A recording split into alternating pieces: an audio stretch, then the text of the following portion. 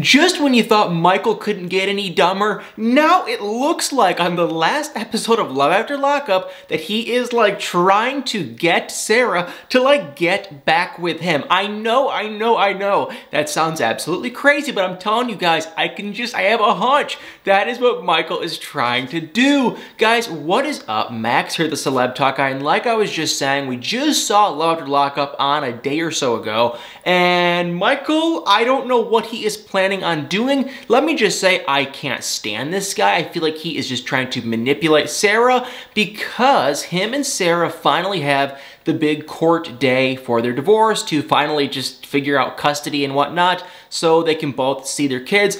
But let me just also say, why would Michael even have a shot of having any custody? I'm sorry if you like him, but it's like, come on. He is never, ever, rarely ever around. Why would he get any custody? But that isn't even the craziest part, because in an episode or two ago, he finally got to meet face-to-face Malcolm, who is allegedly Sarah's boyfriend, and they sat down, they talked, but behind closed doors, Michael was telling the camera crew of Love After Lockup that actually he doesn't see a place, he doesn't see Malcolm fitting in this relationship between him and Sarah, and he was saying that he basically wants to kind of, move into Malcolm's spot, and I took that as try to rekindle things with Sarah. Now, you can only imagine that Sarah, who has just gone through the wringer with this man, the ups, the downs, everything, you could only imagine she would just say, enough is enough, I'm not even going to talk to you. And that appears to be the case. The problem is, we got to see in a sneak peek that it really looks like Sarah was kind of getting her flirt on with Michael. So I don't know if they get back together, but it really does appear,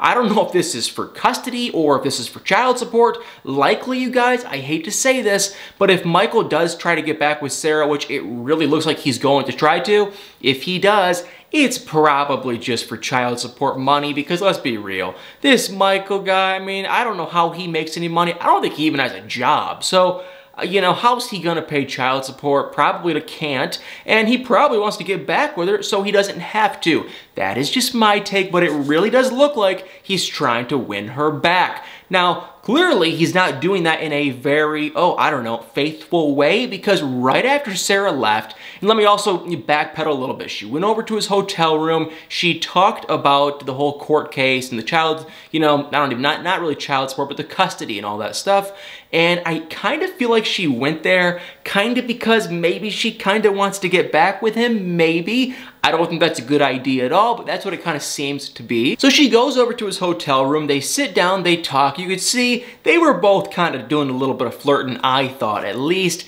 And then that is when right after she left, Michael is going through his phone and all these dating apps, and next thing you know, he's at a restaurant with a woman. And it wasn't like they were just buddy-buddy, good old friends. It was like to the next level. And he was even saying that he's out there doing his own thing, doing God knows what, because now he's supposedly not still with Maria, his ex. So long story short, the last episode of Love After Lockup, it really looks like Michael's gonna try to win her back. And if she really truly is in a relationship, when I say she, I mean Sarah. If Sarah is really in a relationship with this Malcolm man, and this is real, and Malcolm is as calm and patient and just as normal as he appears, if she even considers getting back with Michael, oh my God, she is out of her mind. And I don't even care what you guys say, because I know they have 2 kids together, but still, that is just not a good idea. So Michael and Sarah, y'all better comment below what you think is going to happen, but I can say, spoiler alert, we do know that Michael did get arrested, and it sounds like Sarah, mentioned on social media, she wasn't anywhere near him, so likely if they do get back together for however long, even if that just lasts for like, I don't know, 1 night, it probably won't last or go on very long or be that real of a relationship, but definitely make sure to comment below. And we are just getting started, guys, because we also got to see Scott and Lindsay, and yeah, they are like probably one of the worst couples to ever even be on this show. Not only is Lindsay just completely using Scott because she thinks he's rich, he is kind of using her too, because Yeah, I mean, the truth is, he just wants her for her looks so they can do, you know, God knows what, and that's it. That is why he is with her. He doesn't like her personality or thinks she's a hard worker or, you know, none of that kind of stuff. He just likes her because of her looks and everything else. Y'all already know what I'm talking about. And she only likes him because he is quote-unquote rich. Okay, well, here are two little kind of things and wake-up calls for both of them. Scott, guess what? Lindsay, I mean, she's okay looking, but she dresses like it's like 2003, and I feel like Scott is starting to realize that she probably looked a bit better in her pictures, and Lindsay is starting to realize that Scott is flat on his you-know-what broke. I know he somehow acquired a house. I don't know if he's renting or if he's owning, but he does own a house, maybe own a house, in Mississippi. The house, it's not a mansion. It's a nice brick house, but it's definitely not like, you know, millions and millions of dollars. It's a pretty nice house. No one has the slightest idea what Scott does for work, and Lindsay even did say an episode or two ago that when she was going to come out of prison, the idea was she was going to start working for him and become like 50-50 partners in his business. Well, she's sitting here saying, what is your business? Because he won't get her involved. He doesn't want to get her involved. And I'm sitting here thinking, this guy has not specifically said what his business is ever from the start of this show, which that just tells me, oh, he's probably either doing something really weird or more than likely, he probably doesn't even really own that real of a business. And if he does own a business, he's probably not making much money. So Scott, I think he is broke. I could be wrong, but I'm pretty confident I think he's broke. And Lindsay, I think she is just like not a catfish. She's definitely not a catfish, but I think she looked a lot different in her pictures. And now I feel like Scott's like, I don't really like you. And not only physically does she look a little bit different, her personality is just, oh my God. And then Scott, you know, I feel like Lindsay's like, Scott, you're broke. So they don't like each other. And not only do they just completely hate each other, Lindsay is in a relationship with a woman. So a lot of moving parts. They have no business being together. And I have a hunch, I keep telling y'all this, but I have a hunch it's not going to end well. And honestly, the worst part is Lindsay has that daughter, Miley Grace, and she's the one that's going to be affected by this whole stupid thing. So I don't feel bad for Scott. I don't feel bad for Lindsay. I feel bad for that daughter. And that's honestly the annoying thing. I feel like a lot of these people on Love After Lockup and all these shows, they have kids and they just don't really give a crap about their feelings because it's like, hey, she's a 10, 11, 12-year-old kid, you know, and her mom is doing this, that, and the other. It's not cool. So I feel bad for that daughter. Now let's fast forward over to Sean and good old Destiny. Well, Destiny is on the run. She's running around town. The last we got to see her, she had to go to the ER because she had some really weird stomach issues. Basically, it sounded like she was kind of fine. That is what appeared to be. They really didn't give anything too specific, but she was able to leave about 24 hours later. Keep in mind, she's driving Sean's car. She is using Sean's credit card. And Sean has no idea where she is. So this is just like Dumb and Dumber. Both of these people are just like the worst. If Scott and Lindsay aren't Dumb and Dumber, okay, these two definitely are. So Destiny is in California. Apparently, I guess, Sean has no idea. But he does get a notification from his credit card company that it does kind of sound like the Destiny, you know, we used his credit card in California. The credit card company reaches out to him and says, hey, someone's in California using your credit card. If you don't know, Sean lives in Vegas, so he pieces the two together. He knows that she's over there. And what does he do? He immediately calls Destiny's sister. And what does Destiny do? After Destiny leaves the ER, she goes to her sister's house. So of course, I don't know if this was scripted or not. Y'all can kind of speculate and comment below if you want, but of course, right when Destiny walks in, guess who? Sean is calling on his cell phone, and it is Destiny's sister, and he's being his typical awkward self, and she's just like, can I help you? But of course, you know, Destiny's right over her shoulder, and he's just like, hey, have you heard from Destiny? And guess what? The sister lies, and Destiny's just like sitting there in the background like, I'm not here. So come on. I mean, if I was Sean, who I really dislike, I don't like Sean, but if I was Sean, and I, you know, now knew this, I don't know if he is still with her. I don't know if they broke up. I really have no idea. But if I saw this footage of the sister lying straight to my face through a cell phone, I wouldn't even give these people the time of day. Destiny or the family or any of these people, that's just horrible. So it's just, honestly, I don't like him at all. I think he is not a good guy. But still, that is just not cool. But honestly, guys, I feel like the only reason that Sean is still calling Destiny and her sister and everyone else is because I found out in the last episode that actually he still has, like, you know, that $50,000 court thing going on. I thought it was just a one and done deal because if you don't know, he paid somewhat of a bail, and basically if Destiny didn't go to a court, he was gonna be on the hook for like $50,000. Now, like I just said, I thought that was a one and done thing. She had the court, she went to it, but come to find out, it is like several courts.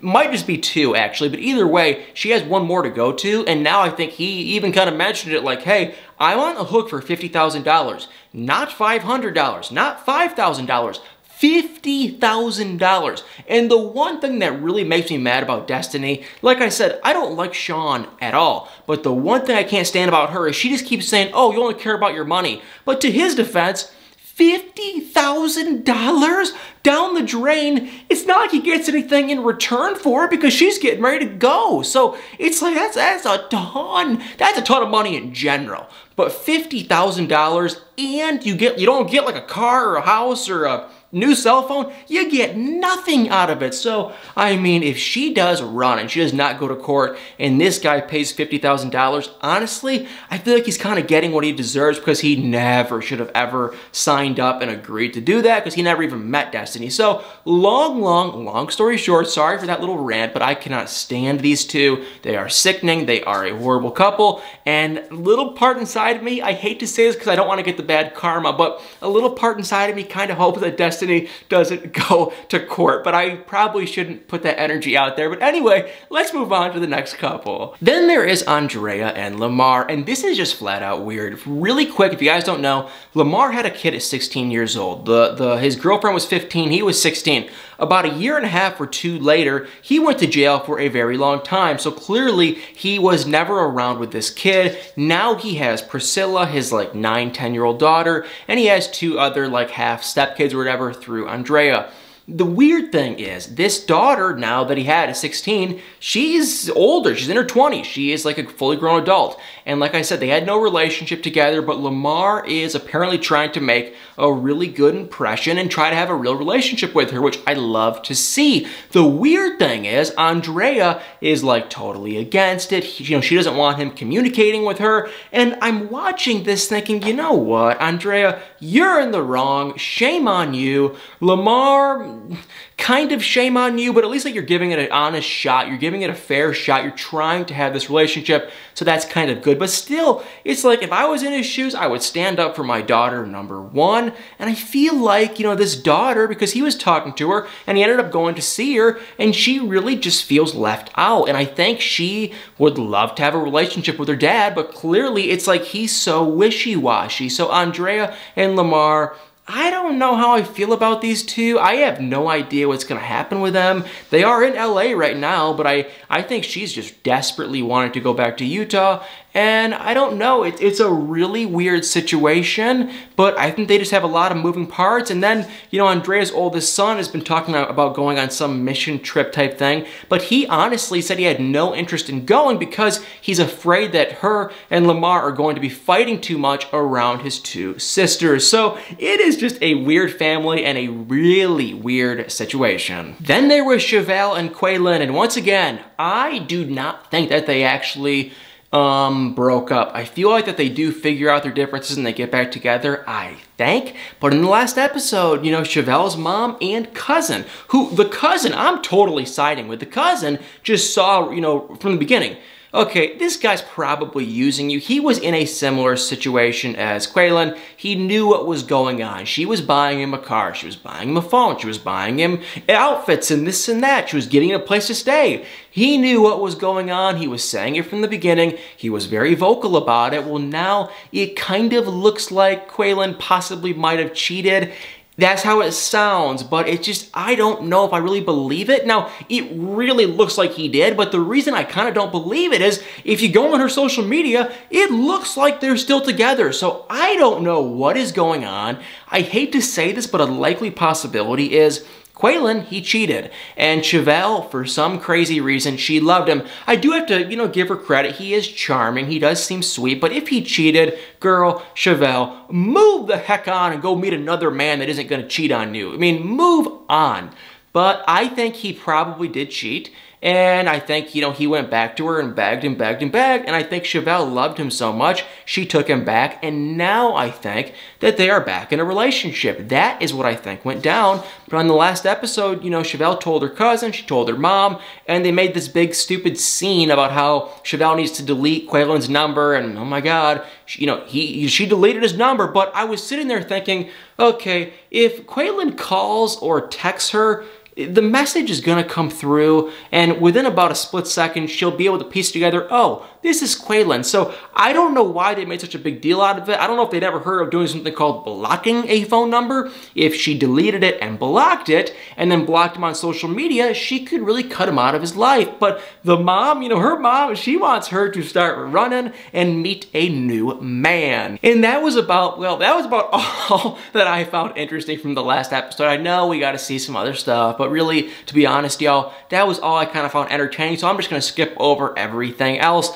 I'm curious on Scott and Lindsay, and I am really curious on Sean and Destiny. I can't stand either of them, but for some reason, I'm kind of curious. So, you guys, love after Lockup. I love this show. If you made it this far in this video and you are still watching me talk about Love After Lockup and you haven't watched it, I don't know why you'd be watching this video, but hey, thank you for watching it. If you are not watching it though, seriously, you need to watch this show. I can tell y'all, we have one thing in common for sure. Me and you, whoever is watching this, we all like reality TV. And this is slowly creeping up on being my #1 favorite reality TV show. At one point, Married at First Sight was. It still kind of is. 90 Day Fiancé is around there too, but Love After Lockup, it is a close second or third. It's so good. My only complaint for you guys, if you are going to start watching it, is there are a heck ton of cliffhangers. I don't know why.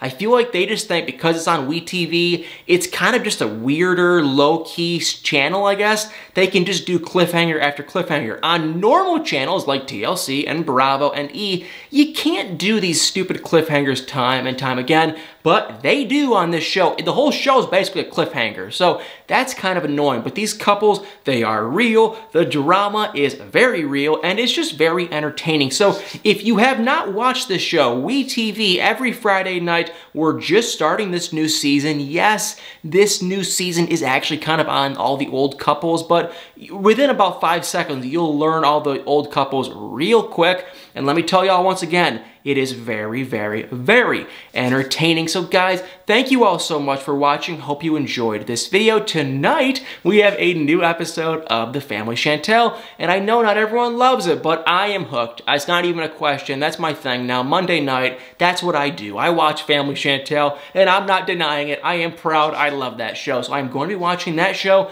and covering it tomorrow. Well, guys, thank you all so much for watching. Hope you enjoyed this video, and if you did, it would mean the world to me if you hit that like button, hit the subscribe button, comment below your thoughts. Well, y'all better stay tuned for many more videos.